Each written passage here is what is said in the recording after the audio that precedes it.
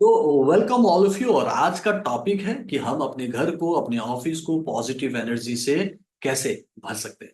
इसको समझाने के लिए मैं ये कह रहा था कि देखो, सबसे पहली बात, अगर आप अपने घर में पॉजिटिव एनर्जी क्रिएट करना चाहते हो तो वहां पे जो पॉजिटिव एनर्जी क्रिएट होगी वो वहां रहने वाले इंसानों से होगी। जैसे आपसे होगी, आपके बाकी फैमिली मेंबर्स से होगी। तो उनसे कैसे पॉजिटिव एनर्जी क्रिएट होगा?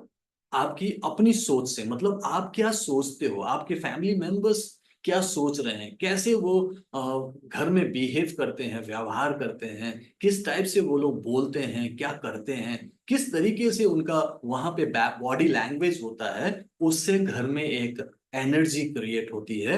जिसके लिए मैं आपको एक एग्जांपल देता हूं। मान लो कि आपको मंदिर जाना है, मान लो किसी दिन आपको मंदिर जाना है, या फिर जो भी जिस धर्म के पंथ के हैं, आपको अपने धर्म स्थल जाना है। तो आप जब सोच के बैठते हो कि मुझे मंदिर जाना है, तो ऐसा कभी नहीं होता है कि सुबह उठते ही आप जैसे उठे हो वैसे ही आप जाके मंदिर पहुंच जाओगे। आप उठने के बाद मंदिर जाने की तैयारी करते हो। ध्यान से सुनिए मैं क्या कह रहा हूँ, ठीक है? मंदिर जाने की तैयारी करते हो सकता है नहाते धोते हो, एक अच्छे साफ सुथरा कपड़े पहनते हो, और फिर आप मंदिर जाने के भाव से मंदिर जाते हो। चाहे आप गाड़ी से जाते हो, पैदल जाते हो, जैसे भी आप उस मंदिर तक पहुंचते हो। और मंदिर के बाहर से ही आपके बॉडी लैंग्वेज में बहुत सारे चेंजेस आते हैं। पहले वो ध्यान से सुनिए, फिर आप आराम से समझ पाएंगे कि घर में या ऑफिस में भी कैसे हम पॉजिटिव एनर्जी क्रिएट कर पाएंगे। देखो, वहां पे होता क्या है कि मंदिर जब जाने लगते हैं तो नीचे ही, मंदिर में अंदर जाने से पहले ही आप सीढ़ियों के नीचे ही अपने जूते चप्पल उतार देते हो। ध्यान दिया होगा, जूते चप्पल उतार के अलग रख देते हैं। फिर आप नंगे पैर जब सीढ़ियों से ऊपर चढ़ते हो तो आप ऐसे प्रणाम करते हुए जाते हो। आप जो भी देवी देवता के वो मंदिर है उन्हें याद करते हुए जाते हो, नाम लेते हुए जाते हो। फॉर एग्जाम्पल, आप माता रानी के एक मंदिर जा रहे हो तो ये होगा कि ये माता रानी, हम आपके दर्शन के लिए आए हैं, जो भी हमारी इच्छा है ना, उसके लिए हम आपके पास आए हैं। आप हमारे लिए, हमारे साथ रहें, हमारा साथ दें, कुछ भी ऐसा भाव, अच्छे भाव के साथ आप चढ़ते हैं। और जब आप ऐसे करते हुए ऊपर जाते हो तो ऊपर एक घंटी लगा होता है। घंटी आप जब दबाते हो, घंटी को बजाते हो, तो आप उस समय अच्छे भाव से उस देवी देवता जिनके भी दर्शन करने गए हो उनको देखने का भाव करते हो कि कहीं उनके दर्शन हो रहे हैं क्या। फिर आप अंदर जाने के लिए लाइन में खड़े होते हो। आप ध्यान दो, उस समय आप कैसा व्यवहार करते हो, उस समय आपकी सोच क्या होती है? नेगेटिव तो नहीं होती है, गुस्से से भरे नहीं हो सकते, आप किसी के बारे में गलत नहीं सोच रहे हो, कुछ आप गलत डर आपके अंदर नहीं है, किसी टाइप का आपको चिंता नहीं है। आप वहां पे अलग भाव से बैठे हो, आप अच्छे भाव से गए हो कि मैं आज यहाँ इस मंदिर में आया हूँ तो मुझे यहाँ से कुछ अच्छा एनर्जी मिलेगा, आशीर्वाद मिलेगा, है ना? इस भाव से गए हो तो आप लाइन में खड़े होते हो ना, तो लाइन में भी आपका व्यवहार एकदम टोटली अलग होता है। जो घर पे या बाकी जगहों पे होता है उससे यहाँ पे कुछ हद तक अलग होगा। आप बहुत ज्यादा पॉजिटिव होंगे, बहुत ही ज्यादा आप अच्छे व्यवहार वाले हो जाते हैं। कोई अगर आपको धक्का भी मारे तो आप बुरा नहीं मानोगे, गुस्सा नहीं करोगे, ठीक है? अचानक ही आपका फोन आएगा तो आप फोन को भी धीरे से उठाओगे और बोलोगे कि मैं अभी मंदिर में हूँ, बाद में कॉल करूंगा। आपको बहुत सारी चीजें वहां पे ना, आपको लगेगा कि जैसे आप पॉजिटिव होने के लिए आए हो, तो आप समय देना चाहते हो, तो अपने आप को समय देते हो, पॉजिटिव होते हो, शांत होते हो, राइट? और आपकी सोच में, याद कीजिए, आपकी सोच में पॉजिटिविटी होती है। और ये पॉजिटिविटी आपने जानबूझकर ही आपके माइंड में लेके आए हो। क्योंकि उस जगह पर जहां मंदिर है, जहां पे आप माता रानी के दर्शन के लिए गए हो, तो मान के चलते हो कि ये पूरा माता रानी का मंदिर है, और वो आपको देख रहे हैं, वो आपको सुन रहे हैं, वो आपको महसूस कर रहे हैं। तो वहां की हर चीज, जो भी वहां का माहौल है, हर वो चीज आपके लिए पूजनीय है। आप सीढ़ियों से ही नमस्ते करते हुए जा रहे हो, आप कहीं पे भी जा रहे हो, दीवार में भी जा रहे हो तो आप उसे छू रहे हो, नमस्ते कर रहे हो, आप दंडवत प्रणाम कर रहे हो। आप दर्शन करने जा रहे हो तो आप बड़े भाव से दर्शन कर रहे हो, आपके मन में बहुत पॉजिटिविटी है, बहुत अच्छी आशा है कि हाँ, माता रानी आपको आशीर्वाद देंगे, सब कुछ ठीक हो जाएगा। फिर आप जब मंदिर के परिक्रमा कर रहे हो, तब आप बहुत पॉजिटिव होते हो, लगता है कि हाँ, आपको कुछ अच्छी एनर्जी मिल रही है, अच्छा भाव हो रहा है। मैं कहना क्या चाह रहा हूँ कि यहाँ जो पॉजिटिविटी आपने दिखाई है, सेम पॉजिटिविटी और सेम बॉडी लैंग्वेज आप अपने घर में भी कर सकते हो। क्या होगा इससे? उससे वो एनर्जी क्रिएट होती है। जो मंदिर है वहां पे डेफिनेटली भगवान है, उनकी मूर्ति है, उनको शक्तिपात किया गया है, उनमें एक शक्ति है, मान के चलते हैं, वो हमें आशीर्वाद देते हैं और उनकी एक अलग एनर्जी है, वो तो एक है। लेकिन दूसरी तरफ क्या हो रहा है वहां पे, कि वहां पे जो हम जाते हैं, जो भक्त जाते हैं, जो मिलने जाते हैं, जो इंसान जाते हैं, वो भी उस समय पॉजिटिव होते हैं, अच्छे सोचते हैं, अच्छे भाव रखते हैं, और उसकी एक फ्रीक्वेंसी बनती है, एक एक बिलीफ बनता है, एक एनर्जी बनती है, और वो एनर्जी उस पर्यावरण में, उस परिवेश में घुल मिल जाता है, और वहां की पूरी एनर्जी पॉजिटिव हो जाती है। और ये सिर्फ आपसे नहीं हो रहा, हर एक इंसान से हो रहा है, हर एक भक्तजन से हो रहा है, जो मंदिर के परिसर में आते ही पूरी पूरी तरह से बदल जाते हैं, और वो सिर्फ पॉजिटिव सोचने की कोशिश करते हैं, शांत रहने की कोशिश करते हैं, और उस एनर्जी में और ज्यादा भाव विभोर हो जाते हैं, उन्हें बहुत अच्छा लगता है। और फिर जब वो वहां से मंदिर से निकलते हैं, तो वहां पे उनकी पूरी बॉडी लैंग्वेज, पूरा माइंड सेट चेंज हो चुका है। इसीलिए मंदिर जाना एक पर्टिकुलर टाइम पे, जब भी आपको जाना हो, अच्छा रहता है। डेली ना जा सके वीकली जाएं, वीकली ना जा सके मंथली जाएं, लेकिन जाना जरूर चाहिए, क्योंकि वहां से आप पॉजिटिव एनर्जी लेके आते हैं, और वो एनर्जी भगवान की एनर्जी तो है, लेकिन साथ में उन सारे भक्तों की भी एनर्जी है, जिन्होंने वहां जाकर उस एनर्जी को क्रिएट किया, अच्छे भाव से, अच्छे विश्वास से, और अच्छे व्यवहार से। अब आते हैं घर पे। अब आप जब घर पे होते हो, जब आप घर पे होते हो, तो फिर वो जो व्यवहार वहां का था मंदिर का, वो क्यों नहीं यहाँ पे कंटिन्यू होता?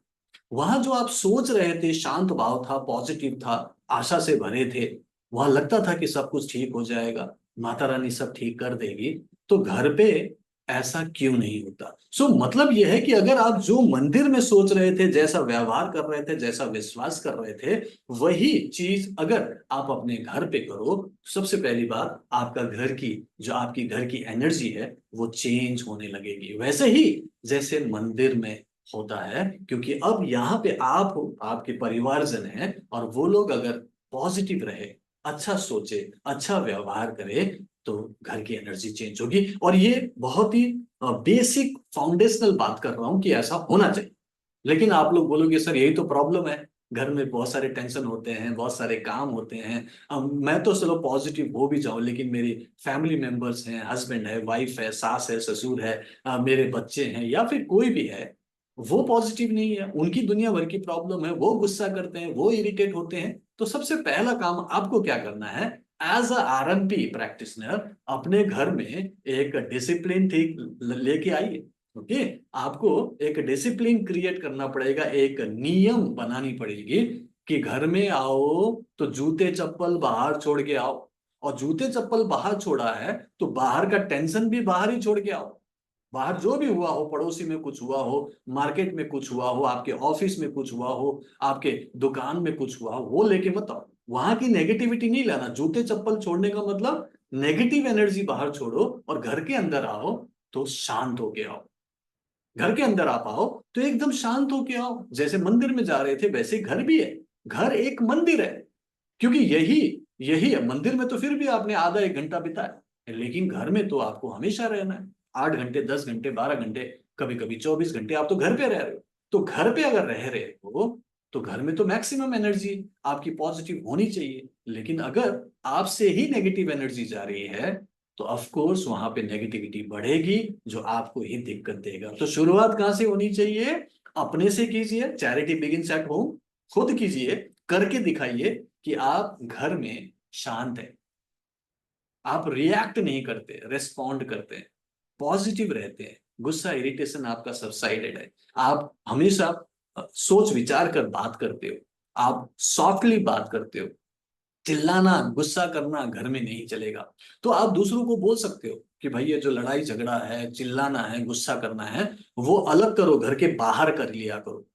मैं आपको बताऊं कि पुराने जमाने में, जो राजा महाराजाओं के जमाने में, उनके जो महल होते थे, महल में एक खास भवन होता था, जिसको कोप भवन कहते थे। सुना है किसी ने कोप भवन? टाइप कीजिएगा कोप in the chat box, KOP, right. कोप भवन जो होता था, वो उस उन दिनों के लिए होता था, उन लोगों के लिए होता था, जब कोई गुस्सा करे, इरिटेट हो, परेशान हो, नाराज हो, दुखी हो, तो उन लोगों के लिए वो कोप भवन होता था, जिसमें नॉर्मली बोलते थे जो महारानी आज बहुत नाराज है, कहाँ है, बोले कोप भवन में है, अपने सारे बाल खोल के बैठी हुई है। कहानी सुना होगा आप लोगों ने, राइट? तो वो कोप भवन में क्यों है? क्योंकि यहाँ जो महल है जहां वो रहते हैं, वहां पे ये मना है, ये नहीं कर सकते। इसीलिए उनको जब गुस्सा आता है, इरिटेट होते हैं, नाराज होते हैं, कुछ भी दिक्कत है, वो कोप भवन में जाएगी और वहीं पे वो सारा एनर्जी अपना लगाएगी, और वो एनर्जी का यहाँ फर्क नहीं पड़ेगा।